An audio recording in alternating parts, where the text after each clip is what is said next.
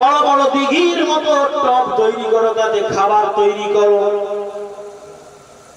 এবং লোহা এবং রাং এবং কাঁচা পিতলের বর্তন তৈরি করা হোক, বড় বড় বড় বড় আপনার বাসন থালা তৈরি করা হোক। মানুষ কুটুমকে, আত্মীয় স্বজন যারা মেহমান আসবে, মেহমানকে খাবার দেওয়ার জন্য হুকুম করলেন।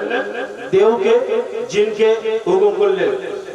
বিস্তারিত বলতে গেলে লম্বা সময় হয়ে যাবে, যাই হোক সাবধানের মধ্যে বলি। এবারে হযরত সাল্লাল্লাহু আলাইহি সাল্লাম হাওয়াকে হুকুম করলেন যে হে হাওয়া, ময়দানটাকে পরিষ্কার করে দাও, কারণ এখানে আমার মেহমানরা আসবে, এখানে আমার কুটুমরা আসবে, যাদেরকে দাওয়াত করেছি তারা এখানে উপস্থিত হবে, বসবে। বসার জন্য সমস্ত জঞ্জালকে পরিষ্কার করে দাও। হাওয়া এসে সমস্ত ময়দানটাকে পরিষ্কার করে দিল। জিনকে হুকুম করলেন যে দেওকে, দৈত্য যাকে বলা হয়, যে দেও আপনারা কার্টুনে দেখছেন, হ্যাঁ অরিজিনাল দেও ছিল বা এখনো আছে, সাল্লাল্লাহু আলাইহি সাল্লামের হুকুম নিয়ম নিষেধ আছে এদিকে আসা। তো সাল্লাল্লাহু আলাইহি সাল্লাম হুকুম করলেন, খাবার তৈরি হলো। বাবা 8 মাস ধরে খাবার তৈরি হলো, 9 মাস ধরে 8 মাস ধরে খাবার তৈরি হলো, খাবারের পাহাড় তৈরি হলো। 8 মাস ধরে যদি খাবার তৈরি হয় তো কত আপনার উঁচু পাহাড়ের মতো খাবার তৈরি হবে। এই খাবারে বলে তাদের নাকি পেট ভরবে না। 8 মাস ধরে যখন সুলাইমান আলাইহিস সালাম খাবার তৈরি করলেন, এবারে বিশাল আকারের একটা মাছ উঠলো। বাবা সে মাছ তো নয় যেন বিশাল এক যোদ্ধা, বিশাল যেন এক পাহাড়ের মতো। বলে হুজুর গো, মাছ তো করে মানুষের মতো কথা বলে আর বলে হুজুর শুনলাম আপনি নাকি একজন নবী, আপনি একজন বাদশা, নাকি সকলকে আপনি দাওয়াত খাওয়াতে চান। তো ভাবলাম ও মাছ বলে হুজুর, আমি ভাবলাম এই সুযোগটাকে আমি কেন বাদ দিই, সবাই দাওয়াত খাবে, আমি কেন বাদ যাবো হুজুর। কই দেখি কি রান্না করেছেন, একটু খেতে দেন দেখি। কে বলছে এটা? মাছ বলছে হুজুর সকাল সবাইকে নাকি দাওয়াত খাওয়াচ্ছেন, তা কই দেখি কেমন খাবার।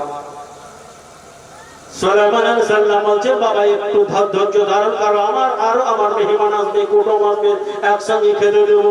মাছ বলে না, আমার খাবার তো পেটে খুব খিদে পেয়েছে, আপনি যদি খাবার দিতে হয় তাহলে আমি চললাম।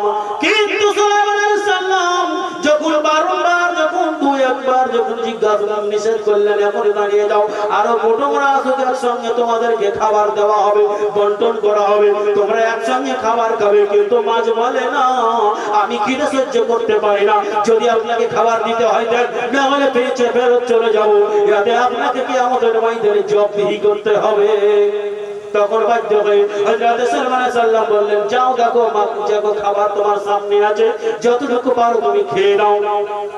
কিন্তু মাছ করলো কি জানেন?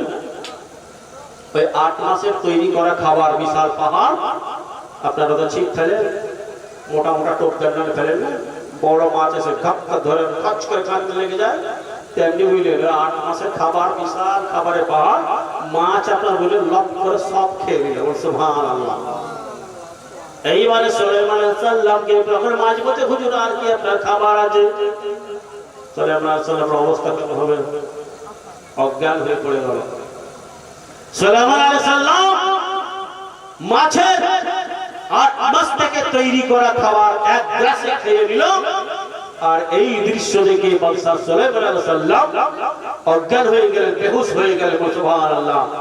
হাওয়া কিন্তু বাবা বাদশা সুলাইমান আলাইহিস সালামের মনটাকে সুস্থ করার জন্য হাওয়া তার ওই সিংহাসনটাকে বহন করে নিয়ে চললো এবং আসমানে যেতে যেতে যখন ফেরেশতাদের তাসবিহ আওয়াজ পেল সুলাইমান আলাইহিস সালাম, বাদশা সুলাইমান পয়গম্বরের সাল্লাম যখন তো ফেরেশতাদের যখন বাবা তাসবিহ আওয়াজ যখন কানে এলো, তখন আল্লাহর শুকরিয়া আদা করতে করতে, কান্না করতে করতে উঠে এদিকে আপনার 2 থেকে 3 কিলোমিটার দূরে ওই পিপিলিকার ঘটনা বলছিলাম।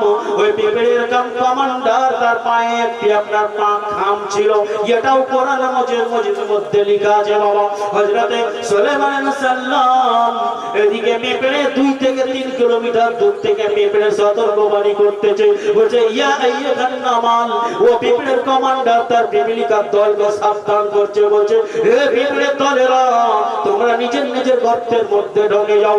আর এই কথাটা সুলাইমান আলাইহিস সালাম শুনতে পেয়ে উনি মুচকি হেসেছিলেন।